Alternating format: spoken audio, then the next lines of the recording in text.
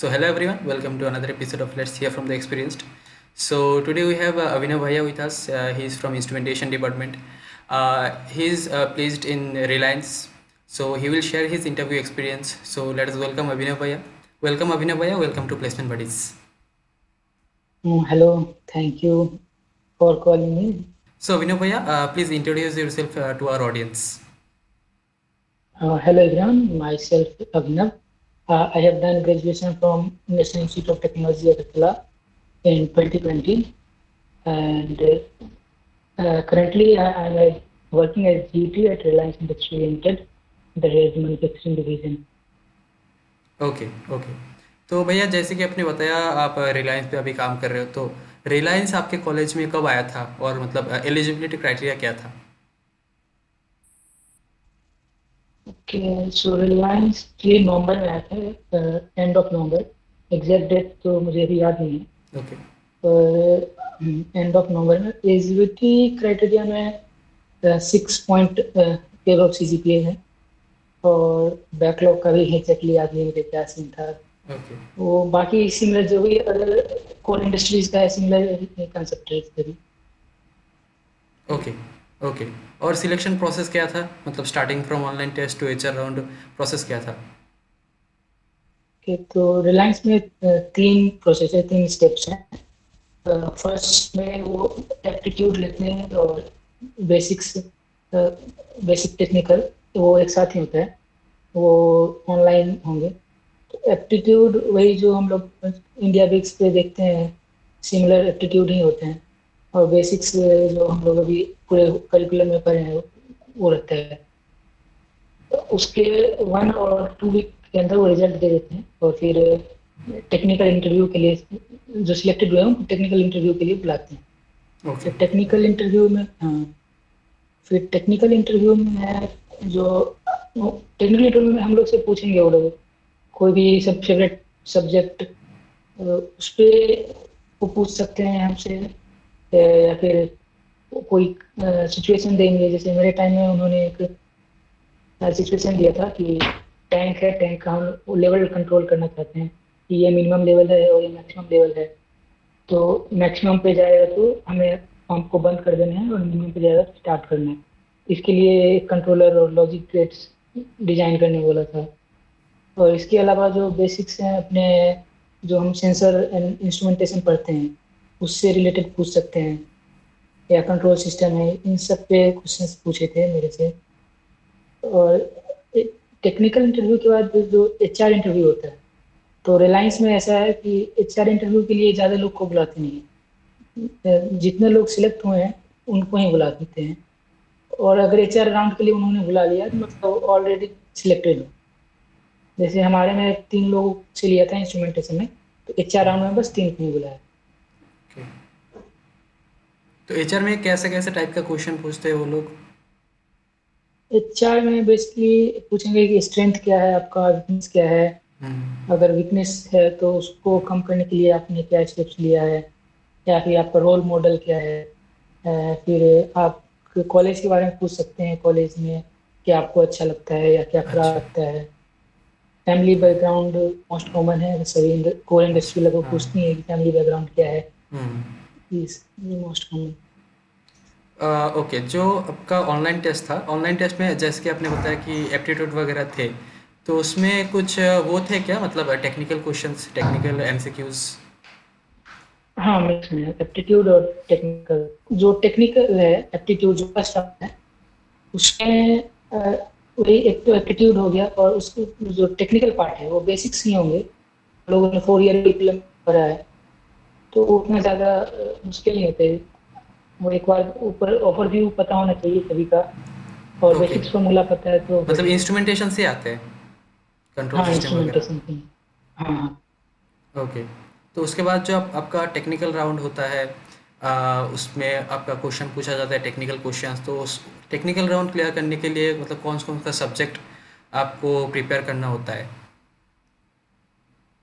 तो मैं रिकमेंड करूँगा, जैसे सेंसर्स पार्ट है अपना कोर सब्जेक्ट है, सेंसर एंड इंडस्ट्रियल इंस्ट्रूमेंटेशन.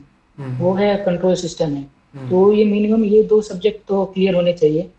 और सेंसर पार्ट में जैसे अपना फ्लो मीटर है, लेवल ट्रांसमीटर है, उसके प्रेशर है, वेलोसिटी मेजरमेंट है। ये सभी का जो भी प्रिंसिपल्स पे, किस प्रिंसिपल पे काम करता है, कौन से रेंज के लिए यूज कर रहे हैं हम लोग, जैसे फ्लो में वेंचुरी है, और जो भी है, तो इन सब में कौन से टाइप में कब यूज करेंगे, इन सब का पता होना चाहिए। अपना जब टेम्परेचर देखते हैं, जैसे थर्मोकपल है, तो जे टाइप है, के टाइप है, बी टाइप है, तो ये कौन से रेंज में कौन सा मेटल यूज, कौन सा थर्मोकपल यूज करते हैं, उसका मटेरियल ऑफ कंस्ट्रक्शन क्या है, ये सभी याद होने चाहिए। और बेसिकली मोस्टली जैसे थर्मोकपल को देखते हैं तो आप इंडस्ट्री में जे, के और टी, बी, ये चार मोस्टली यूज होते हैं, तो इन चारों के बारे में तो पता होना ही चाहिए। और बाकी ही है तो उनका देख लेने में फायदा नहीं मिलेगा। तो फिर जैसे आरटीडी है, तो वो कैसे काम करता है, या थर्मोकपल कौन से प्रिंसिपल पे काम करता है, तो मेनली ये प्रिंसिपल और वर्किंग कैसे है, ये सब इम्पोर्टेंट है, ये सब पता होना चाहिए। ओके। बेसिकली आप बोलना चाहते हैं कि बुकिश नॉलेज से मतलब काम नहीं होता, थोड़ा बहुत कॉन्सेप्ट ही होना चाहिए उन चीज़ों का। हाँ, ओके, तो इसके लिए आप इतना रिसोर्सेस, डिटेल में, हाँ। हाँ रिसोर्सेस कौन सा मतलब फॉलो किए थे आप? मैंने वही मेडी जी का हैंडबुक है, तो उस टाइम उसी से देखा था, तो उसमें सभी डिटेल्स मिल जाएंगे, ओवरव्यू। बेसिक्सली वो ज़्यादा डीपली नहीं पूछते कोई भी, क्योंकि अभी इसके बाद कंफर्म प्लेसमेंट के बाद एज ए जीटी जाते हैं, तो एज ए जीटी भी सेम चीज़ हम लोग देखते हैं, वो चीज़ एक साल तक वही सीखना होता है।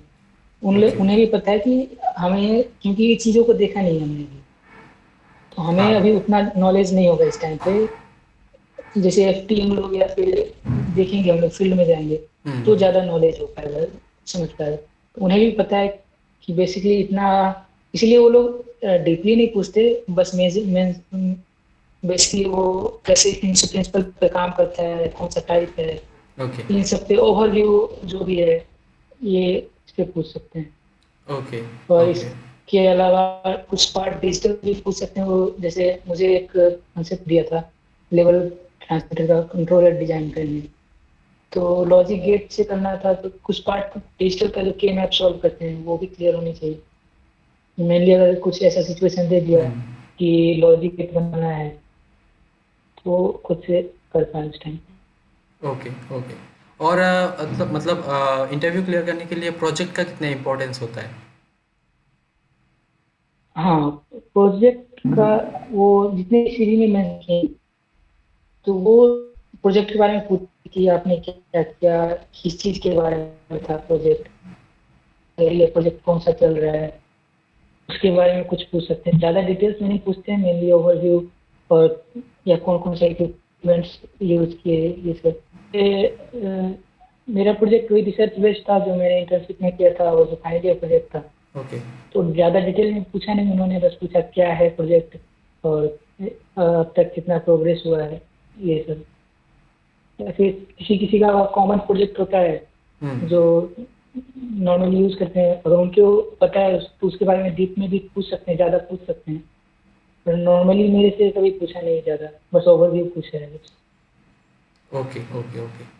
तो भैया वीडियो ख़त्म करने से पहले जो लोग अभी इस सेशन पे अपियर होंगे रिलायंस के लिए, उन लोगों के लिए कुछ टिप्स देना चाहते हो तो?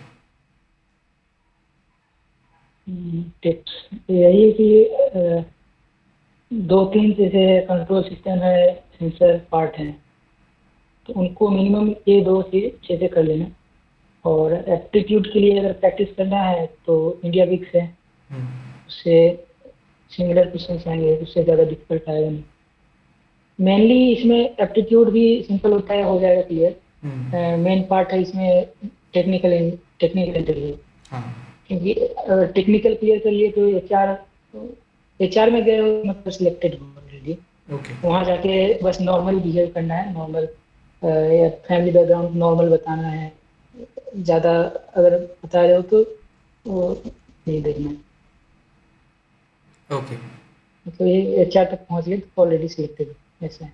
ओके, मतलब मेनली आपका टेक्निकल पार्ट स्ट्रांग होना चाहिए। हाँ, मेन है, टेक्निकल इंटरव्यू मेन है। बाकी तो एप्टीट्यूड ऑलरेडी अब तक जैसे अक्टूबर आ चुका है, ऑलरेडी लोग बहुत सारे एप्टीट्यूड में अपियर हो चुके हैं, तो उन्हें आइडिया है कि एप्टीट्यूड कैसे क्लियर करते हैं, और मोस्टली लोगों का एप्टीट्यूड क्लियर हो भी जाता है। सभी को अब तक पता है कि उतना मुश्किल नहीं है एप्टीट्यूड पार्ट क्लियर करना। मेन वही टेक्निकल पार्ट है, एचआर इंटरव्यू भी उतना ज़्यादा मैटर नहीं करता है रिलायंस में। ओके ओके ओके ओके भैया, थैंक यू भैया, thank you for coming to our channel, thank you for giving time to us, and hope you have a great future ahead. Thank you.